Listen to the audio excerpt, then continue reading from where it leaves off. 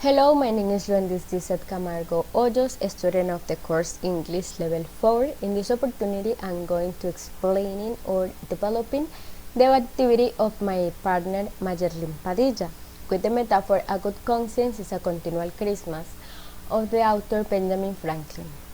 Okay, Christmas is a season when people is very happy, spend time with their family, share their food or clothes with other people, mainly their family and friends, and have good behavior. So therefore they enjoy every moment and everything.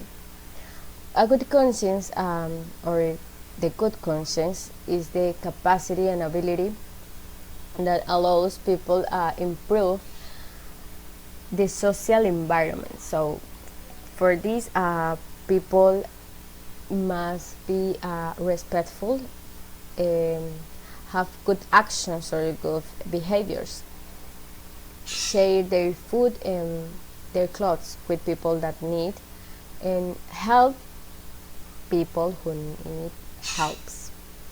So this is the relationship between Christmas and good conscience. Are the emotions or good feelings that allow improve the social environment and enjoy every moment, every things. Keep in mind every person and every roles within the society. So the story or experience of my partner, it's good. I consider that everyone live different situations or process, sometimes with troubles, sometimes with joyful moments, and their story is clear. So I consider that she need includes more structure or most words with past tenses, because their story includes past simple and past perfect. So if she can has a story with a good structure, she need includes more words in with past, and so improve their spelling accuracy and their coherence.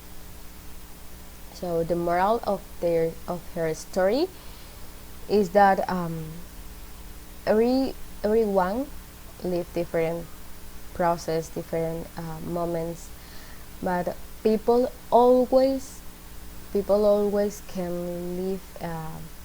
People always can enjoy new Christmas, and despite difficult moments, despite process, the life always can be better.